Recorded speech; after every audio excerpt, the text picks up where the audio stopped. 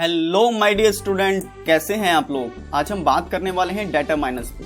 डेटरमाइनर्स sir क्या आप बता रहे हो, डेटरमाइनर्स तो बहुत इजी होते हैं, कौन पढ़ता है डेटरमाइनर्स। अगर आपको लगता है अब बहुत इजी होते हैं और आसानी से आप कर सकते हो तो मेरे कुछ क्वेश्चन के आंसर दो, उसके बाद आप चाहे वीडियो स्किप करके चले जाना या इस पूरी वीडियो को देख लेना कि एक्चुअल क्या इंपॉर्टेंट है इस डेटरमाइनर्स में। देखो फ्यू, आ फ्यू, दा फ्यू, लिटिल, आ लिटिल, दा लिटिल, अगर इन सारे वर्ड्स के बीच में क्या अंतर होता है, क्या डिफरेंस होता है, कैसे ये यूज किए जाते हैं, कहाँ यूज किए जाते हैं, क्या क्वालिटीज हैं, अगर आपको पता है तो वीडियो को स्किप करो, छोड़ दो और चले जाओ। और आपको लगता है ये आप कुछ नया आपके लिए है और आपने इससे पहले नहीं जाना है इनके बीच का मतलब, तो ऐसे बहुत सारे फैक्ट आपको मिलेंगे इस डेटरमाइनर्स में। क्लियर? तो पहले मैं आपको यही बता देता हूँ, फ्यू, आ फ्यू, दा फ्यू के बीच में अंतर क्या होता है। Few is use in the sense of negative, हमेशा नेगेटिव सेंस में यूज होता है फ्यू। फ्यू का मतलब होता है कुछ, जैसे few men are free from any disease, कुछ लोग फ्री हैं डिसीज से, लेकिन यहाँ बोलेंगे ना के बराबर कुछ लोग फ्री हैं डिसीजेस से। यहाँ जब केवल फ्यू वर्ड आता है तो वो नेगेटिव सेंस दे रहा होता है। Few ladies can keep secret, केवल ना के बराबर कुछ लेडीज हैं जो सीक्रेट्स को रख सकती हैं। फिर आता है आ फ्यू। आ फ्यू का मतलब होता है enough but not many, enough तो है बट मैनी नहीं है। सपोज करो आपके क्लास में 30 स्टूडेंट हैं, 30 स्टूडेंट को बैठने के लिए आपको 15 सीट चाहिए, अगर वहां पे 13 और 14 है तो it is enough but not many, मतलब वहां पर इनफ तो हो जाएगा क्योंकि 14 सीट पे भी हम 30 स्टूडेंट को बैठ जाएंगे, एक सीट पे दो, तो वहां इनफ का। जैसे एग्जांपल हम बात करें, he asked me a few questions, जैसे मान के चलो interview want to ask the 10 question but he asks only 5 to 6, it is enough but not many। अगर वो पूछता 10 के बाद वो पूछता या 10 क्वेश्चन पूछता तो मैनी क्वेश्चन उसने पूछे, but he want to ask the 10 question but he asked only 4, 5, 6 question, तो it is enough। तो आप भी तब हम यूज कर रहे होते हैं जब enough होता है बट मैनी नहीं होता। एक एग्जांपल और देख लो, a few person can write correct English, केवल कुछ लोग हैं जो करेक्ट इंग्लिश लिख सकते हैं। अब दा फ्यू के बारे में बात करें, दा फ्यू मीन्स होता है not many but all there are, कुछ तो है बट सारे का सारा पार्ट हम उस भी कुछ का मान गए। जैसे एग्जांपल, दा few cloth he had all want in the fire, उसके बाद कुछ कपड़े थे बट सारे के सारे जल गए, मतलब जो कुछ थे वो सारे के सारे जल गए। I had the few books which I had read, मेरे पास कुछ किताबें हैं जो मैंने सारी की सारी पढ़ ली, तब दा फ्यू का यूज करता, मतलब छोटा तो पार्ट है, कुछ तो है लेकिन उस कुछ के भी पूरा पार्ट। अच्छा एक बात बताओ, यहाँ CLOTH ही लिखा हुआ है, कहीं आपने देखा होगा CLOTH वर्ड आता है केवल, कहीं CLOTHE वर्ड आता है, दोनों ही क्लोथ होते हैं। आपको पता है दोनों के बीच में डिफरेंस क्या होता है? अगर पता है तो वीडियो को पॉज करो और आंसर कमेंट में लिखो, और नहीं पता है तब भी मतलब लिख ही देना कि आई डोंट नो, तब मैं आपको कमेंट वाइज रिप्लाई जरूर कर दूंगा, अदरवाइज वीडियो के लास्ट तक मैं आपको रिप्लाई करता हूँ। क्लियर? अब अगर आपको ये चीज लगता है इंपॉर्टेंट हो सकती है तो हम आगे बढ़ते हैं अपने डेटरमाइनर्स के टॉपिक पर। क्लियर?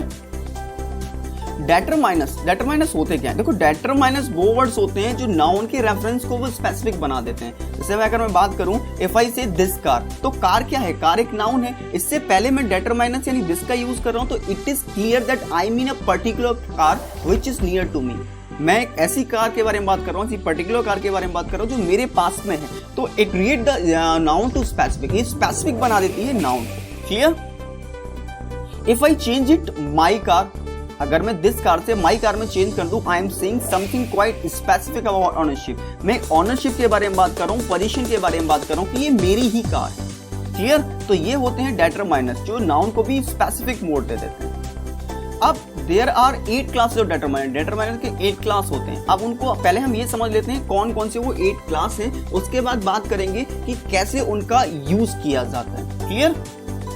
सबसे पहले आता है आर्टिकल। आर्टिकल आप जानते हो, इंडेफिनिट आर्टिकल, ए और an, a man came into the shop, an honest person would return car to the owner. ये ए और एन जो है हमारे इंडेफिनिट आर्टिकल हैं।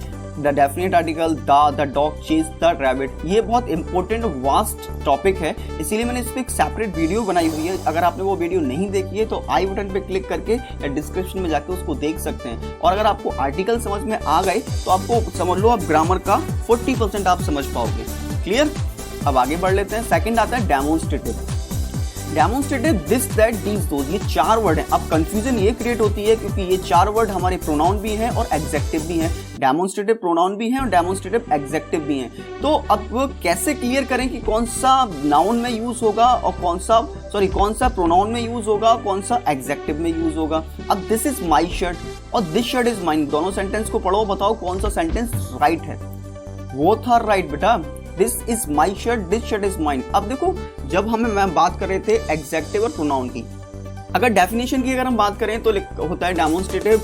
एग्जेक्टिव की अगर बात करें तो डेफिनेशन होती है the word that is directly point out to subject, it is called the demonstrative adjective. जो वर्ड डायरेक्टली सब्जेक्ट को पॉइंट आउट करता है वो हमारा डेमोन्स्ट्रेटिव एग्जेक्टिव होता है। जो वर्ड डायरेक्टली ऑब्जेक्ट को, अब जैसे दिस इज माई शर्ट, ये जो दिस है वो पॉइंट आउट कर रहा है शर्ट को, और शर्ट क्या है हमारा ऑब्जेक्ट है। अब यहाँ पे दिस, दूसरे सेंटेंस में दिस शर्ट, अब ये जो दिस भी शर्ट को कर रहा है लेकिन यहाँ शर्ट क्या है, ऑब्जेक्ट है। जब ये सब्जेक्ट को पॉइंट आउट करता है तो हमारा डेमोन्स्ट्रेटिव एग्जेक्टिव होता है, जब ये ऑब्जेक्ट को पॉइंट आउट करता है तो ये हमारा प्रोनाउन होता है। क्लियर? तो इन शॉर्ट आप डेफिनेशन पे मत जाओ, सिंपल सा ये याद रखो, जब दिस दैट दीज दोस के बाद में डायरेक्टली हमारा सब्जेक्ट आएगा, जैसे this book is better than that one, तो यहाँ दिस के बाद डायरेक्टली सब्जेक्ट हुआ और बुक हमारा सब्जेक्ट है, तो इट इज, ये वाला जो दिस है वो क्या कहलाएगा, demonstrative adjective. These apple are redder than those ones, यहाँ भी दीज के बाद एप्पल्स आया सब्जेक्ट, तो ये क्या होगा, डेमोन्स्ट्रेटिव एग्जेक्टिव। और डेमोन्स्ट्रेटिव एग्जेक्टिव भी हमारा पार्ट होते हैं डेटरमाइनर्स का। अब इन्हें कैसे पर्टिकुलर यूज करेंगे वो हम जानेंगे बाद में, पहले जान लेते हैं कि डेटरमाइनर्स में होता क्या क्या है। तो 3rd नंबर पे आता है possessive. Possessive, my, yours, his, her, its, our, their, this is my car, this is my computer, this is my mouse, this is my बोतल, दिस इज योर बोतल, this is your computer, your bag, his bag, her. तो ये जो words हैं सारे के सारे position को शो कर रहे हैं, एक मतलब ऑनरशिप को शो करते हैं, ये पजेसिव्स होते हैं। ये डेटरमाइनर्स का बहुत बड़ा पार्ट है और ये बहुत बड़ा रोल प्ले करते हैं डेटरमाइनर्स में, किसी भी सेंटेंस में, राइटिंग के किसी भी पार्ट में हमारे बहुत बड़ा रोल प्ले करते हैं। देखो, I gave my share to her sister, मैंने अपना शेयर उसकी सिस्टर को दिया, तो माई और हर यहाँ पे 2 पजेसिव हैं। अब ये दोनों में कौन कैसे यूज होते हैं, क्या होगा, अभी हम आगे बात कर लेते हैं। Sonam found his book in her car, अब यहाँ पे हिज और हर 2 हमारे पजेसिव निकल के आते हैं, तो इनका फंक्शन क्या है ये जानेंगे बाद में हम। फिर हमारा 4th आता है द क्वांटिटीफायर्स। क्वांटिटीफायर्स का मतलब होता है some, any, enough, no, all, both, half, double, several, much, many, more, most, few, fewer, fewest, a few, little, less, least, a little. ये जो वर्ड्स हैं क्वांटिटीफायर्स में आते हैं। अब बहुत ज़्यादा कंफ्यूजन क्रिएट होती है कि कहाँ यूज़ करेंगे। जैसे I have got some coffee but I haven't got any sugar, मुझे कुछ कॉफ़ी तो मिली लेकिन मैंने कोई भी शुगर नहीं ली। अब कैसे, कहाँ सम यूज़ कर रहे हैं, कहाँ any. Have you got much money on you, there were no witness to the accident, both girls saw the attack, few people knew answer to that, the safety net gives little help to those who need it most। अब इन words को कैसे correctly use किया जाता है वो matter करता है कि डेटरमाइनर्स तो है, कैसे इसको मतलब हमारी नाउन को, प्रोनाउन को स्पेसिफाइड बनाते हैं ये, तो वो मैटर करता है। तो इसके बारे में भी हम देखेंगे एक एक वर्ड को कैसे कहाँ यूज करा जाता है पर्टिकुलरली। नेक्स्ट बात करें, नेक्स्ट होते हैं नंबर्स। अब नंबर्स भी हमारे 2 टाइप के होते हैं। पहला होता है कार्डिनल नंबर, जिसको 1 2 3, अगर हम 1 2 3 4 5 6 इस टाइप से लिखते हैं, इस सीरीज में लिख रहे हैं, तो ये कार्डिनल नंबर्स कहलाते हैं। एक होता है ऑर्डिनल नंबर, अगर हम 1st 2nd 3rd 4th 5th लिखते हैं तब ये हमारे ऑर्डिनल नंबर्स कहलाते हैं। जैसे there is one thing I need to ask you, the 2 boys grew up together in Mathura, 3 men were found hiding in the building, their second child is due in October। अब ये जो word हैं ordinal numbers को proper way में कैसे use करते हैं, इनके संग कैसी वर्ब्स यूज होती है, कौन सा अदर वर्ड यूज होता है, कैसे ये जानेंगे हम बाद में।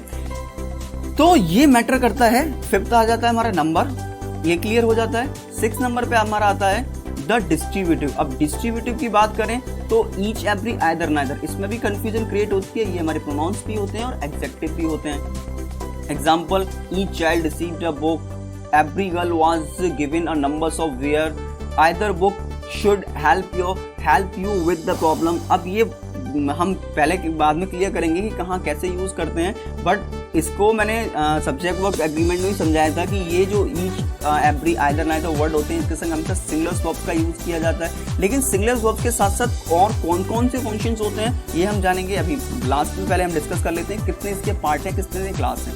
तो 7 नंबर पे आता है एक्सक्लेमेटिव। एक्सक्लेमेटिव से व्हाट हो गया, सच हो गया। एग्जांपल व्हाट नॉनसेंस, कितना व्हाट नॉनसेंस इज दिस, तो ये एक्सक्लेमेशन है। एक्सक्लेमेशन क्या है? The sudden feeling of heart, हमारे हर्ट में जो सडन फीलिंग आई, जैसे हम कहीं जा रहे हैं, चोट लग गई तो वो लगता है आउच, मुंह से वर्ड निकलता है आउच। जैसे हम कहीं जीत गए हुर्रे, तो ये जो क्या है सडन फीलिंग है। तो एक्सक्लेमेशन क्या होता है? The sudden feeling of hurt. Word are same, फिर they make such a force over small thing, तो ये है हमारे एक्सक्लेमेटिव। लेकिन कैसे यूज होते हैं, कहाँ यूज होते हैं, ठीक है, ये भी माइंड में रखेंगे और आगे बात करेंगे।